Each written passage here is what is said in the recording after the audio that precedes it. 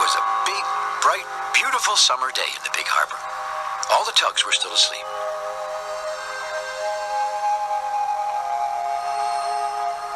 All except for Hank.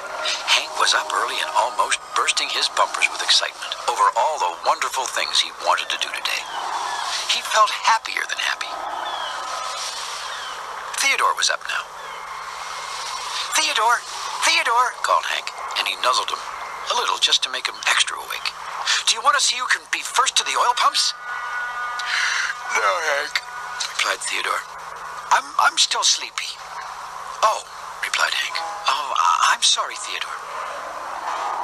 Well, George was up because his engines were already rumbling. Hank hurried over to George. "George! George!" he shouted. "George, guess what? The work meeting doesn't start for 9 whole minutes. Do you want to visit Blue Nose with me?" "Hank, your anchor is dangling again," rumbled George. "Oops," said Hank. I thought I tucked it in, but do you want to visit Blue Nose with me?" "No," replied George. Well, Hank floated back to his dock to wait for the dispatcher to begin the morning work meeting. Maybe, thought Hank, the dispatcher will have a really great job for me today. "We have a big oil tanker arriving soon," said the dispatcher. "Theodore, Emily, and George, proceed to the harbor entrance." Now, Hank thought that bringing in an oil tanker would be lots of fun. "Oh, can I help too?" he said. The dispatcher turned to Hank. "No, Hank," he said. "But I do have a job for you. Bonavista barge is a load of bumpers. I would like you to take her around the harbor and replace the broken bumpers on the docks. That is all."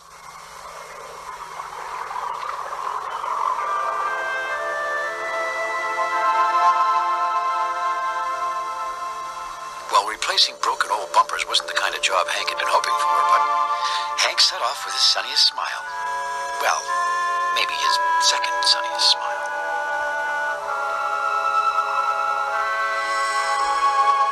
As Hank went to get Bonavista barge, he felt the sunshine on his smokestack and the warm water tickle his hull.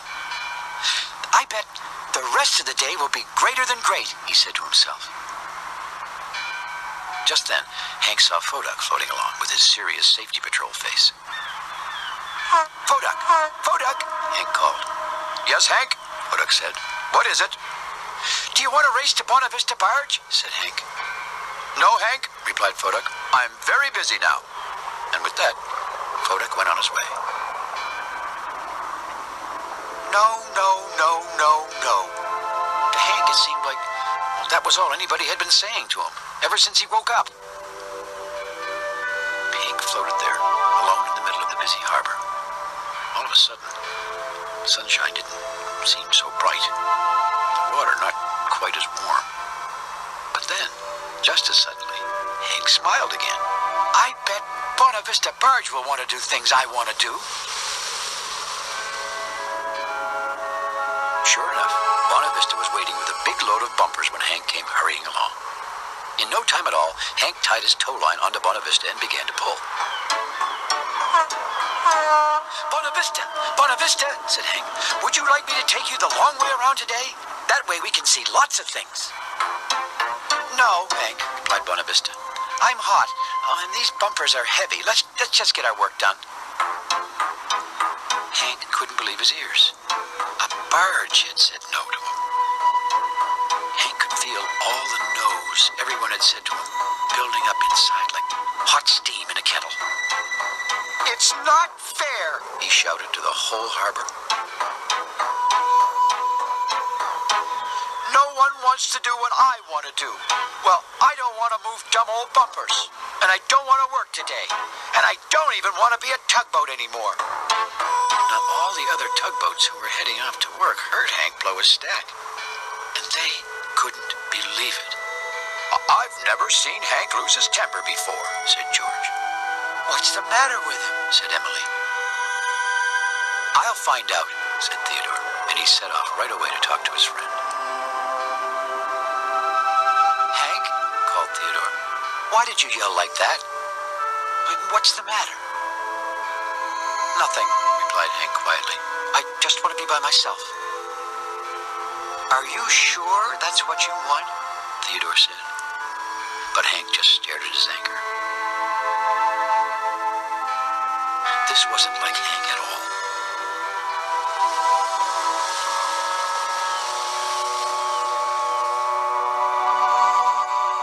Theodore returned to the other tugboats. Hank won't tell me what's the matter, he said, worried. I'll find out what's the matter with Hank, said George in his biggest voice. I'll go too, said Fodak.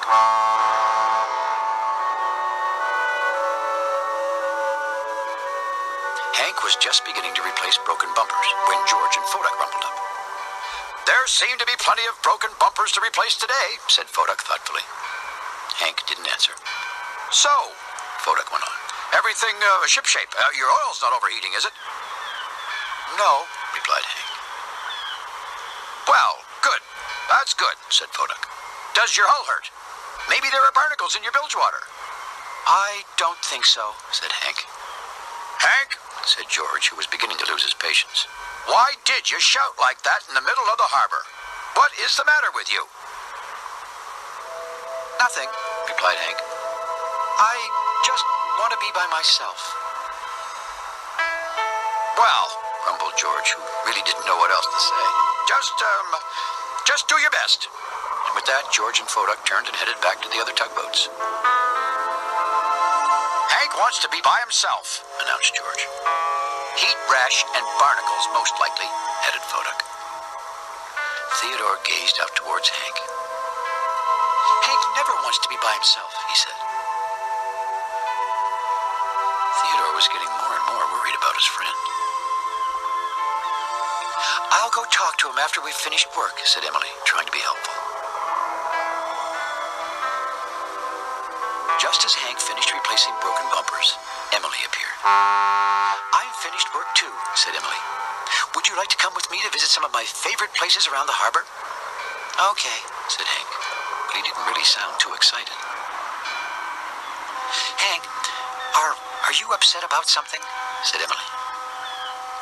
Oh, I don't know, replied Hank. Did someone make you angry? Asked Emily. This time Hank didn't say anything. Look, said Emily suddenly. There's Bedford Bowie. Would you like to race me to him? Oh, you go ahead, Emily, said Hank quietly. I can't race by myself, Emily frowned. She was beginning to lose her patience with Hank. Hank, she said finally, what is the matter with you today? Oh, I just want to be by myself, Emily, said Hank. Then be by yourself, replied Emily.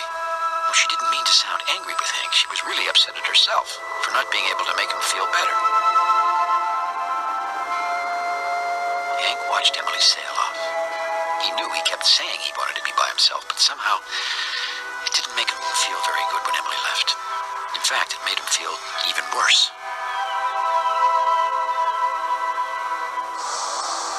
A little while later, the tugs returned to the great ocean dock. George was just puffing up some smoke and rumbling his engines to begin telling about one of his adventures when Fodak interrupted him. It seems, said Fodak, kind of quiet around here today. The other tugs agreed. It was as if something was missing. Hank's not here, said Emily suddenly. You're right, said George. Did you talk to Hank, Emily? Said Theodore. I tried, answered Emily. But he just wanted to be by himself. Something is definitely bothering Hank, Theodore said. And the other tugboats agreed. But what can we do? Said Emily. We've tried everything to cheer him up. Theodore noticed the tugboats had all moved closer to each other, the way they always did whenever they were talking about something really important. And suddenly, he had an idea. I know something we could try, said Theodore slowly. A little while later, Theodore slowly floated out to the sandy beach. He knew that was Hank's special quiet place. And sure enough, when Theodore peeked around the bend, he saw Hank just floating quietly by himself along the beach. Hi, Hank,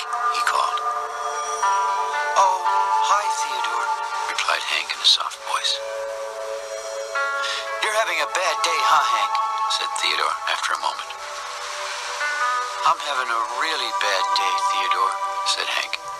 I've an idea, said Theodore. Hank said nothing. I think you might really like this idea, continued Theodore. We need to go over there, said Theodore. Over there, said Hank. The two tugs floated slowly around the bend. And then Hank saw all the other tugboats, and they were smiling at him. Hank was very surprised. Hi, everybody, he said. What are you all doing here? We're going to give you a tug hug, said Theodore. A tug hug? Said Hank. What's that? Well, replied Theodore, it goes like this. The other tugboats all formed a circle around Hank.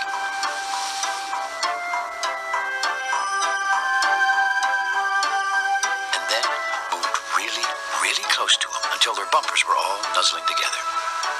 This is a tug hug, said Theodore. Well, Hank began to giggle. I really like tug hugs, he said. And everyone began to laugh and toot their whistles with glee.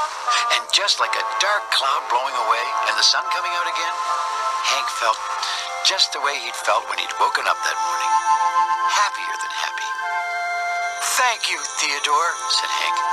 I feel much better now. I do too, Hank, replied Theodore.